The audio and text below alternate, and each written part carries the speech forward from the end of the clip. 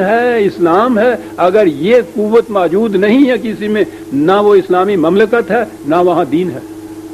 یہ کہا یہ ہے کہ تم ان میں صلح کراؤ، اور اگر وہ اس کے خلاف سرکشی برتیں تو تم ان کے ساتھ یہ کرو۔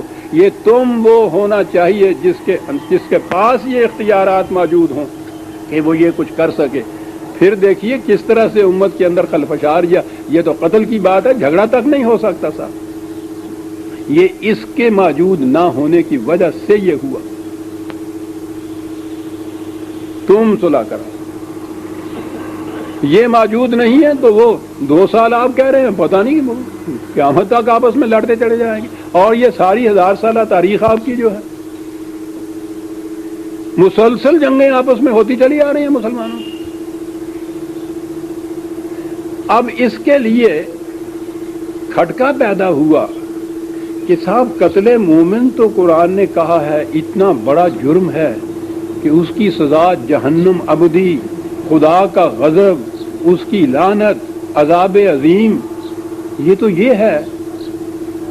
اور مسلمانوں کی مملکتیں آپس میں لڑ رہی ہیں، صاحب روزانہ سینکڑوں ہزاروں کی تعداد میں قتل ہو رہا ہے، تو یہ تو پھر وہ مومن ہی نہیں رہتے۔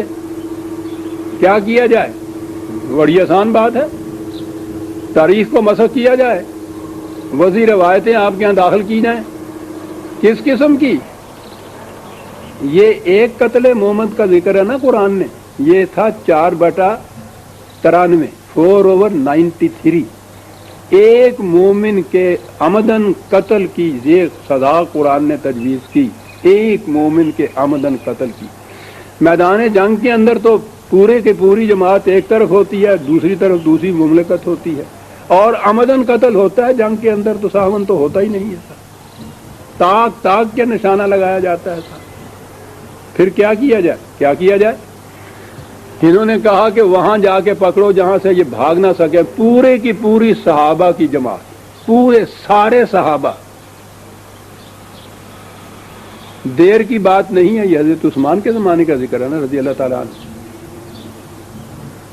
جنگ جمل، جی روایات کی کتابیں بھری پڑی، تاریخ کی کتابیں بھری پڑی، کس بات کے؟ آدھے صحابہ ایک طرف، آدھے صحابہ دوسری طرف، میدان جنگ میں دونوں اترے ہوئے ہیں، ایک دوسرے کو قتل کر رہے ہیں، اور کہتے ہیں 10,000 صحابہ شام تک قتل ہو چکے تھے میدان میں۔ یہ قتل عمد ایک دوسرے کا ہو رہا تھا نا، یہ عام مومنین کا ذکر نہیں ہے۔ صحابہ کبار کے متعلق یہ کہا جا رہا ہے جن کے مومن حقہ ہونے کی شہادت قرآن میں خدا دے رہا ہے، کہا ہے ان کے لیے ہم نے جنت تیار کر رکھی ہے، ہم تو ان کے آنے کا انتظار کر رہے ہیں۔ مومن حقہ رضی اللہ عنہ و رضوا عنہ، خدا ان سے راضی ہو گیا، وہ خدا سے راضی ہو گیا۔ یہ ہے وہ جماعت پوری۔ اس پوری جماعت کو 2 ٹکڑوں میں بانٹ کے ایک دوسرے کے سامنے میدان جنگ میں جا کے کھڑا کر دیا۔ کسی کی تلوار سے دوسرا قتل ہو گیا تو الگ، جو بچ گیا ہے کسی طرح سے تو اپنی قسمت سے بچ گیا، اس نے تو اپنی طرف سے کسر نہیں چھوڑی تھی۔ بعضوں کو اس نے قتل کر دیا، بعضوں کو عمدن قتل کرنے کے لیے آگے بڑھا، وہ بچ گئے کسی طرح سے، تو بات تو ایک ہی ہوئی۔ اور سارے صحابہ، ان میں سے تو ایک بھی نہیں بچتا عزیزان مان۔ یہاں تو 10,000 تک ہی تھی، آگے بڑھ گیا۔ جنگ صفین حضرت علی رضی اللہ تعالیٰ عنہ و حضرت باقی صحابہ کے اندر جتنے اور صحابہ کیا تھے، یہ باقی جتنے بھی تھے ان کو وہاں کھڑا کر دیا۔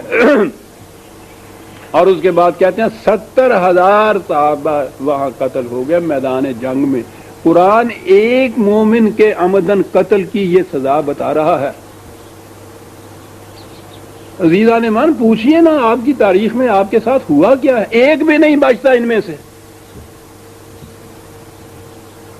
کچھ قتل ہو گئے اس عمدن دوسرے کو قتل کرنے کے لیے، بیٹھے بٹھائے نہیں قتل ہوئے ہیں میدان جنگ میں۔ بعضوں کو قتل کر دیا گیا، کچھ بچ گئے، ان کے قتل کرنے میں تو کوشش میں تو انہوں نے کوئی کسر نہیں اٹھا رکھی۔ اب سوچئے تو صحیح، باقی کون بچتا ہے آپ کے ہاں؟ پھر آگے اسلام چلے گا کیسے؟ دہن کا ذکر کیا، یہاں سر ہی غائب ہے غریباں سے، صحابہ میں سے کوئی ایک بچتا ہی نہیں ہے تاریخ کے ان روایات کی روح سے۔ کہ جس نے قتل عمد کا ارتکاب نہ کیا ہو، کچھ ارتکاب کرتے کرتے وہاں قتل ہو گئے، قرآن کی روح سے کہاں گئے؟ معاذ اللہ، میں تو جرت نہیں کر سکتا زبان پہ لاؤں، لیکن جرت کروں یا نہ کروں، ان کیا کریں گے؟ ان تاریخ کی کتابوں کو سینے سے لگائے ہوئے 1000 برس سے پھر رہے ہیں، یہ کہتے ہوئے ساری دنیا کو کہ یہ رسول اللہ صلی اللہ علیہ وسلم یہ جماعت تیار کر کے گئے تھے، ابھی کفن بھی میلا نہیں ہوا تھا تو میدان جنگ میں ایک دن میں 10,000 ایک دن میں 70,000 صحابہ پورے کے پورے یہ جماعت تیار کر کے گئے تھے آپ کے رسول، معاذ اللہ معاذ اللہ۔ اشداء علی الکفار رحماء بینہم کی شہادت خدا دے رہا ہے، یہ ہے رحماء بینہم۔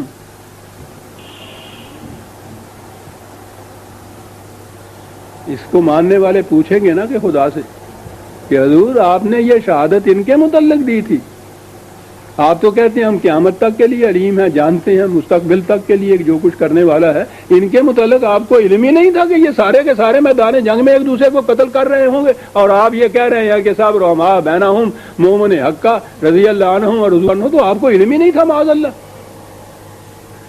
اور علم تھا تو پھر یہ شہادت کس طرح سے دی؟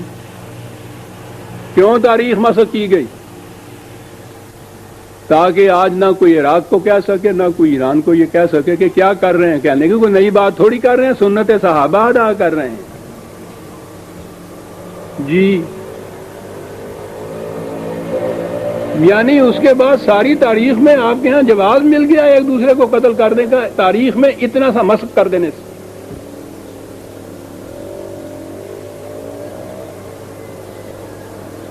میں کہہ رہا تھا کہ قرآن نے کہا ہے کہ 2 جماعتیں الجھ پڑیں تو وہ جماعت مملکت ہونی چاہیے جو ان کے اندر صلح کرائے، اور اگر کوئی نہیں مانتا تو اس کے خلاف اعلان جنگ کرے۔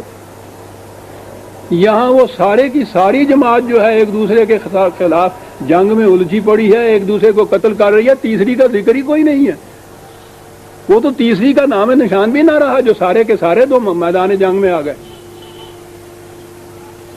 یہ ہے آپ کی تاریخ، معاذ اللہ معاذ اللہ۔ ان صحابہ کی تو یہ تاریخ نہیں ہو سکتی۔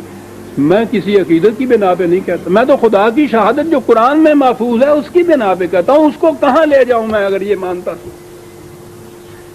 کہتے ہیں کہ خدا کی شہادتیں جو ہیں برطرف رکھو۔ یہ جو لوگ تھے، کوئی طبری کوئی بخاری کوئی، یعنی جتنے اشخاص، کوئی مورخ کوئی محدث وغیرہ، ان کی بات نہ جھوٹی پڑ جائے، سارے صحابہ معاذ اللہ جہنم میں جاتے ہیں تو چلے جائیں۔ میں نے عرض کیا کہ آپ کو معلوم ہے کہ یہ کیوں گھڑی گئی روایتیں؟ جب ملوکیت آ گئی تو پڑھیے نا، عباسیوں کا ہی دور، وہاں سے شروع ہوئی تھی بات۔ پھر جو ان کی آپس میں جنگیں چلی ہیں یہ مسلمانوں کی، مسلسل وہ جو کہتے ہیں نا کہ کرکی نہ رہی آپس میں، وہ اس لیے نہ رہی کہ ان کے سامنے تو اسوہ صحابہ آ گیا صاحب کہ غنیمت ہے، ہم میں سے تو کچھ ابھی بچے ہوئے ہیں، ان میں سے تو سارے کے سارے میدان میں آ گئے۔ جسٹیفیکیشن، جواز اپنے اس قتال کا جو باہمی ایک دوسرے کی گردن مارنے کا ہے، تاریخ کا ایک واقعہ۔ قرآن کی شہادتیں ہوا کرے کہ جی وہ قرآن کی شہادتیں باہر ہوں گی کسی کے متعلق، تاریخ کو یہ بتا رہی ہے سارے کے سارے یہ ایسے تھے۔ ایمان تاریخ کے اوپر کہیں سے کسی محراب و ممبر سے سٹیج سے آپ سن لیجئے، ان جنگوں کے متعلق سب یہی واقعات بیان کریں گے سر، قرآن کی شہادت ہی کوئی نہیں بیان کرے گا۔ تو یہ چیز ہوئی، وہ تیسری قوت جسے قرآن نے کہا تھا، وہ صلح کرانے والی قوت، وہ ختم کر دی انہوں نے۔ ان صحابہ کی جنگ میں بھی تو یہ موجود نہیں رہی نا تاریخ کے بیان کے مطابق۔ اگر یہ 2 الجھ پڑے تھے کسی طرح سے تو وہ اگر موجود ہوتی تو یہ کرتی نا وہ جو کچھ تھا، اور اگر موجود تھی اس نے یہ نہیں کیا تو وہ بھی ختم ہوگا قصہ۔ بیٹھے دیکھتے رہے اور قرآن یہ کہہ رہا ہے کہ تمہارا فریضہ یہ ہے کہ یہ کچھ کرو۔ یہ تھی اگر کوئی تو اس نے یہ نہیں کیا، اور تھی کہاں؟ میں نے کہا وہ تو سارے کے سارے میدان جنگ میں تھے۔ قصہ ختم، ساری تاریخ آپ کی بدل گئی۔ اس کے بعد مسلسل جنگ اور فساد اور لڑائیاں اور قتال آپس میں مسلمانوں، سند صحابہ کا اسوہ، اللہ اکبر معاذ اللہ، رحماء بینہم والے۔ اگلی آیت میں ہے انما المؤمنون اخوۃ، ان کا تعلق آپس میں تو بھائیوں والا تعلق ہے. یہ تو بھائی ہیں, بھائی بھی ایک دوسرے کا گلا کاٹا کرتے ایسا. اخوتن فاصلحوا بین اخویکم, یہ دیکھیے پھر وہ کم کیا ہے. یہ تو ہیں بھائی بھائی, یہ جو صلح کرانے والی ہے ان سے کہا گیا تمہارے بھائی ہیں یہ, ان بھائیوں میں جا کے صلح کراؤ. تمہارے بھائی آپس میں وہ بھائی بھائی, ان سے کہا کہ کیوں الجھ پڑے, تم تو بھائی بھائی ہو. ان سے کہا تمہارے بھائی یہ کر رہے ہیں, اٹھو ان بھائیوں کے صلح. اخویکم دیکھیے آپس میں اس تیسری پارٹی سے کہا جا رہا ہے دونوں بھائی ہیں. کس انداز سے بات کی, کوئی اٹھتا نہیں ہے گا برا برا لڑن دے ہے تو بات آکھنا پیا تیرے برا نہیں لگتے ہیں. واہ واہ, اخویکم کیا رشتہ ہے جب تک وہ مومن ہیں. انما المومنون اخوۃ, انما, عربی زبان جاننے والے جانتے ہیں کہ یہ انما جو ہے کتنا حتمی ہوتا ہے. اس کے اندر یقینی بات, یہ حقیقی بات خدا کہہ رہا ہے کہ مومنوں کا باہمی تعلق وہ تو بھائی ہیں ایک دوسرے کے. اور کہا جا رہا ہے کہ فاصلحوا بین اخویکم, تمہارے بھائی لڑ رہے ہیں میاں, اٹھ. واتقوا اللہ, یہ ہے قانون خداوندی, اس کی نگہداشت کرو. لعلکم ترحمون, تمہارے اوپر رحمت کے دروازے اسی صورت میں کھلیں گے کہ یہ کچھ کرو گے تو. یہ اخوتن والی بات اس دفعہ کا وہ آپ کے پاس پرچہ آئے گا طلوع اسلام, تو اس میں عورت کے متعلق ایک مضمون ہے, اس میں ایک بڑی باریکی کی بات ہے. انما المومنون اخوتن, قرآن کا بھی انداز یہ ہے, اور لا قانون جو مروج ہوتے ہیں اس میں بھی یہ تاریخ ہے کہ جب کہیں میسکولن جنڈر مذکر کا صیغہ استعمال کیا جائے اجتماعی, تو اس میں مؤنث کا صیغہ خود آ جاتا ہے. یہ قانون ہے.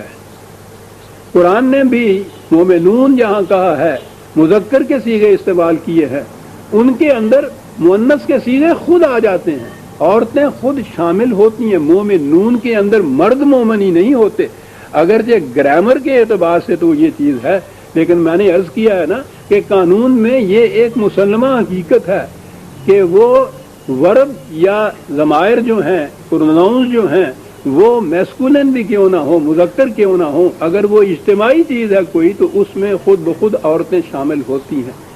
قرآن نے تو اخوت ان کا لفظ مردوں اور عورتوں دونوں کے لیے خاص طور پہ دوسرے مقام پہ بولا بھی ہے. یہ صرف مرد ہی نہیں آپس میں بھائی بھائی. میری بیٹیاں میری بہنیں غور سے سنیں, اس چیز کو بڑی نئی چیز آئے گی. یہ کہا جائے کہ یہ سب تمہارے بھائی ہیں, تو ان سے کہا گیا نا کہ یہ سب تمہاری بہنیں ہیں, سارا مسئلہ جنسیات کا حل ہو گیا. دنیا میں ان کو چھوڑ کے جو کہیں پرورشن کا ہی کوئی کیس ہو, کروڑوں میں کوئی ایک آدھ کیس اس قسم کا ہوتا ہے جنسی پرورشن کا, بدنہادی کا, کہ وہ بیٹی بہن میں بھی تمیز نہیں کرتا. ورنہ میں نے جیسا لکھا بھی ہے اس کے اندر یا کہا بھی کرتا ہوں, بدماش سے بدماش لڑکا, آوارہ سے آوارہ, سارا دن دوسروں لڑکیوں کے پیچھے پھرنے والا, رات کو گھر آئے, گھر میں اکیلی بہن جوان خوبصورت موجود ہے, دونوں اپنے ایک کمرے کے اندر سوئے ہوئے ہیں. ساری عمر یہ کچھ وہ ہوگا, اس کی طرف نظر باد اٹھا کر نہیں دیکھے گا. کیوں, کیا تبدیلی ہے؟ بہن ہے.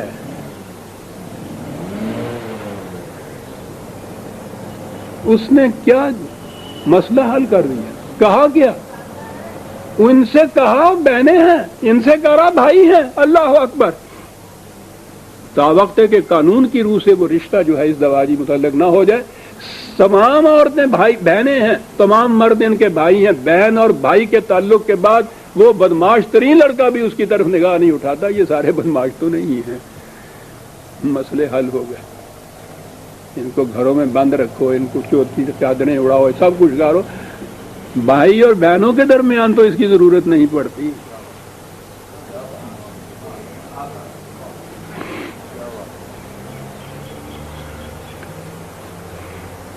یہ ضرورتیں اس لیے پڑے نہ ہم نے ان کو بہنیں سمجھا, انہوں نے بھائی, نہ ہم ان کے بھائی بنے, مسائل کھڑے ہو گئے.